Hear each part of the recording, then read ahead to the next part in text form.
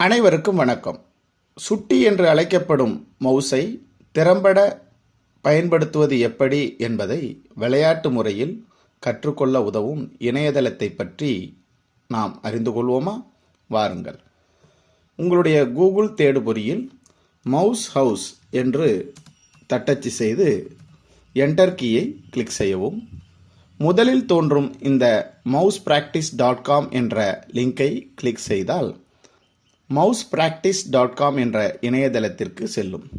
இங்கே மாணவர்களுக்கு மவுஸ் எனப்படும் சுட்டியினை பயன்படுத்தும் திறன்கள் விளையாட்டு முறையில் மகிழ்ச்சியுடன் பயிற்சி மேற்கொள்ள உதவும் இணையதளம் ஆகும். இதில் கொடுக்கப்பட்டுள்ள விளையாட்டுக்கள் மவுஸினுடைய right click, left click, drag and drop போன்ற செயல்பாடுகளை திறம்பட செய்வதற்கு உதவி புரியும். இங்கே நீங்கள் திரையில் காணும் விளையாட்டுகளில் நான் இந்த ஸ்டார் கிளைம்பர் என்ற விளையாட்டை கிளிக் செய்து ஓப்பன் செய்கிறேன். இதில் பார்த்தீங்கன்னா ஸ்டார் கிளைம்பர் அப்படின்னு இங்கே கிளிக் ஆகிறது. ஸ்டார்ட்னு ஒரு ஆப்ஷன் இருக்கும், அதை கிளிக் பண்ணுறேன். இப்போ இந்த ஏணியில் விளையாடும் இந்த பொம்மையை நம்ம மவுஸை நகர்த்தி அதனுடைய ஏறும் ஏணியை எக்ஸ்டெண்ட் செய்து கொண்டே செல்ல வேண்டும். இதில் சேட்டலைட் மீது பட்டுவிட்டால் நாம் விளையாட்டில் தோல்வியுற்றவர் ஆகும். எனவே நாம் மீண்டும் முயற்சி செய்ய ட்ரை அகைனை அழுத்தினால் மறுபடியும் இந்த ஏணியில் ஏறும். இதில் மாணவர்கள் சுட்டியினை தேவையான இடத்தில் தொட்டு இந்த ஸ்டார்களை பிடித்து கொண்டே மேல் நோக்கி செல்லும் பொழுது வெற்றி வாய்ப்பு பிரகாசமாக இருக்கும். அதை பயிற்சி பெறுவதற்காக உள்ள விளையாட்டு இது. இதில் சுட்டியை நாம் விரும்பிய இடத்தில் வைப்பதற்கான பயிற்சி. அடுத்ததாக ஒரு விளையாட்டு பார்ப்போமா? இங்கே பாருங்கள், சிக்கன் பிளாஸ்ட் என்று ஒரு விளையாட்டு இருக்கிறது. இதில் உள்ள பிளே என்ற பொத்தானை நான் அழுத்துகிறேன். விடுபட்ட எழுத்தை நாம் இந்த முட்டையை கொண்டு அடிக்க வேண்டும். இங்கே நான் சி என்பதை விடையாக தேர்வு செய்து, இப்போ பாருங்கள், இந்த முட்டையை மவுஸினுடைய இடது சுட்டியை பிடித்து அழுத்தியவாறே விடுதல் வேண்டும். இப்படி அடித்தால் நாம் வெற்றி பெற்றவர் ஆவோம்.